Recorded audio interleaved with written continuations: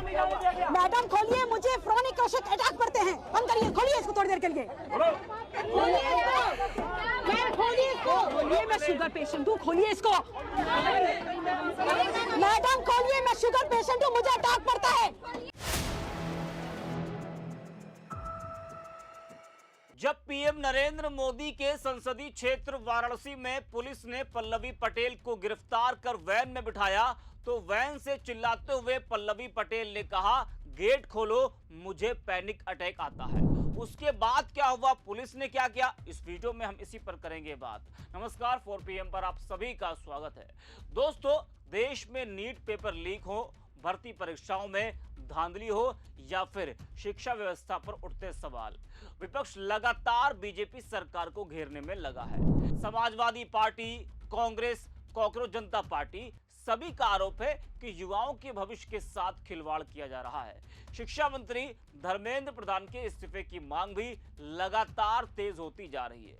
Cockroach जनता party को तो आप देख ही रहे हैं, लगातार वो कई राज्यों में, कई शहरों में आए दिन पेपर लीक और शिक्षा मंत्री धर्मेंद्र प्रधान के इस्तीफे की मांग को लेकर प्रदर्शन कर रहा है। इस बीच अपना दल कमेरावादी की नेता और सिराथू से विधायक पल्लवी पटेल ने भी पेपर लीक को लेकर मोर्चा खोल रखा है। प्रधानमंत्री नरेंद्र मोदी के संसदीय क्षेत्र वाराणसी में बीएचयू गेट पर उन्होंने कार्यकर्ताओं के साथ प्रदर्शन किया। पल्लवी पटेल का कहना था कि जब तक पेपर लीक और शिक्षा व्यवस्था में गड़बड़ियों पर जवाब नहीं मिलेगा तब तक विरोध जारी रहेगा। लेकिन प्रदर्शन के दौरान माहौल उस वक्त और गर्मा गया जब पुलिस और प्रदर्शनकारियों के बीच तीखी बहस शुरू हो गई। पुलिस ने प्रदर्शन को रोकने की कोशिश की और बाद में पल्लवी पटेल समेत कई कार्यकर्ताओं को गिरफ्तार कर लिया गया। जी हां, अपना दल कमेरावादी के नेता और सिराथू से विधायक पल्लवी पटेल ने 2 बार पुलिस को चकमा दिया। पहले रविवार की देर रात जौनपुर में रोकने के बाद भी खेतों से होते हुए ऑटो से वाराणसी पहुंच गई वो। फिर कल दोपहर पुलिस की कड़ी घेराबंदी के बाद भी बीएचयू गेट पर आयोजित प्रदर्शन में चेहरा दुपट्टे से ढककर पहुंच गई वो। जैसे कि आप तस्वीरों में देख पा रहे हैं, नीट और प्रतियोगी परीक्षाओं में धांधली के खिलाफ बीएचयू सिंह द्वार पर पल्लवी के नेतृत्व में विशाल प्रदर्शन हुआ।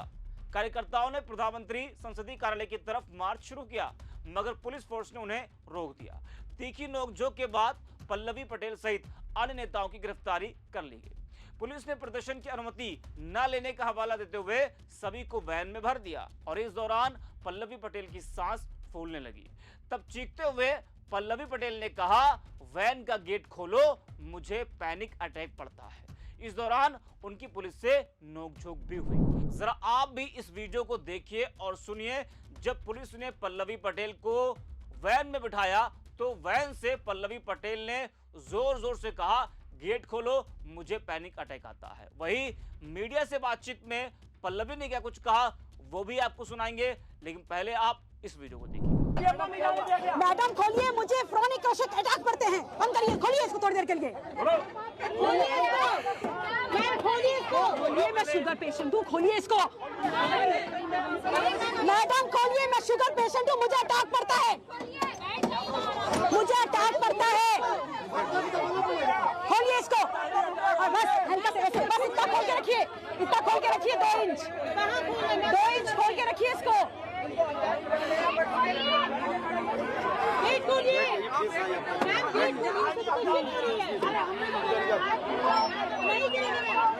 मैडम मुझे पैनिक अटैक, हम इधर बैठे हैं, इसको खोल दीजिए आप मुझे आरंगे करिए इसको, मुझे पैनिक अटैक पड़ते हैं।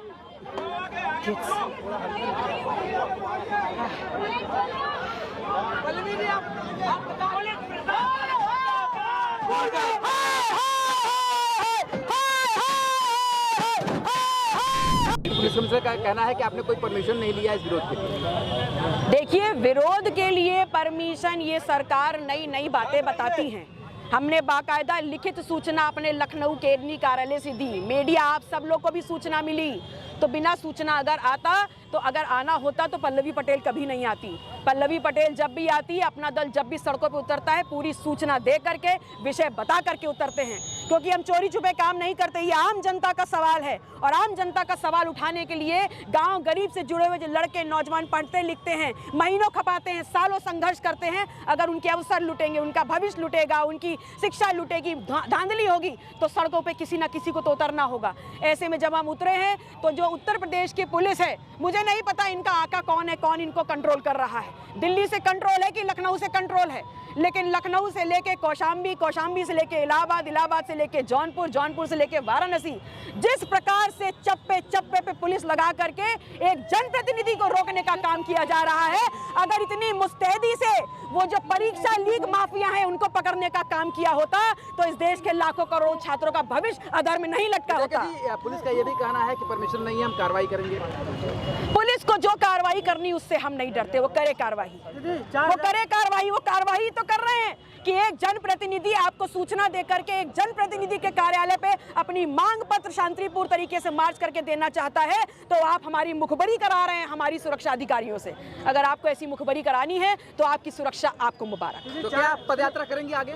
मैं बिल्कुल प्रयास करूंगी कि मैंने जो अपना वचन दिया है मैं उसको पूरा करूं। क्या लगता है नीट की परीक्षा 21 तारीख को होने वाली है, इस बार क्या सब कुछ सही होगा, आप उम्मीद करती हैं? देखिए, मैं तो सिर्फ इतना ही कह सकती हूँ, जब केंद्र की सरकार खुद ही कह रही है, उसने सेना को आगे कर दिया है, तो उसने भी इस बात की स्वीकारोक्ति दे दी है कि उसने अपने साथ अयोग्य लोगों की टीम खड़ी कर रखी है, जो इस देश के छात्र और इस देश के जो युवा हैं उनके रोजगार, उनकी शिक्षा, उनकी परीक्षा और उसके परिणाम को बेबाकी से और निष्पक्ष रूप से बिना लीक हुए लाने में कारगर नहीं है। एक अंतिम सवाल है कि आपको लगता है कि आने वाले 2027 से चुनाव है, चुनावी साल शुरू हो चुका है, ये एक सबसे बड़ा मुद्दा होने वाला है? देखिए, भारतीय जनता पार्टी को मैंने पहले भी चिताया है कि पाकिस्तान, कब्रिस्तान, मुसलमानों की राजनीति से ऊपर उठ करके लोक कल्याणकारी सरकार चलाएं, वरना जिस प्रकार से आपने इस देश के युवा और छात्रों को परेशान कर दिया है, वो अपने लुटते हुए रोजगार, अपने लुटते हुए भविष्य, अपनी योग्यता को, अवसरों को देखते हुए सड़कों पे उतरेगा, आंदोलित हो चुका है और इसका बहुत जल्दी नजारा भी आप देखेंगे। बंगाल में 4000 रुपये मशीन चल गई है। तो देखा और सुना आपने किस तरह से युवाओं के मुद्दों को उठाना विपक्ष को भारी पड़ रहा है, उसकी गिरफ्तारियां हो रही हैं, जेल में डाला जा रहा है, यानी पूरी तरह से विपक्ष की आवाज को दबाने का प्रयास किया जा रहा है। पेपर लीक का मुद्दा, शिक्षा व्यवस्था में गड़बड़ी का मुद्दा अगर कोई विपक्षी नेता या कोई भी उठा रहा है तो पुलिस किस तरह से बर्ताव कर रही है वो आप देख पा रहे हैं। एक विधायक के साथ किस तरह का सलूक किया गया है वो भी आपने इस वीडियो में देखा। अब सवाल यह कि अगर युवा सड़कों पर हैं, विपक्ष आंदोलन कर रहा है और शिक्षा व्यवस्था को लेकर लगातार सवाल उठा रहा है, तो सरकार इन चिंताओं का जवाब कब देगी? क्या सिर्फ गिरफ्तारियां करने से नाराजगी खत्म हो जाएगी या फिर युवाओं के भरोसे को वापस जीतने के लिए ठोस कदम उठाने होंगे? यही इस पूरे विवाद का सबसे बड़ा सवाल है। इस वीडियो में इतना, लिखते रहिए 4PM।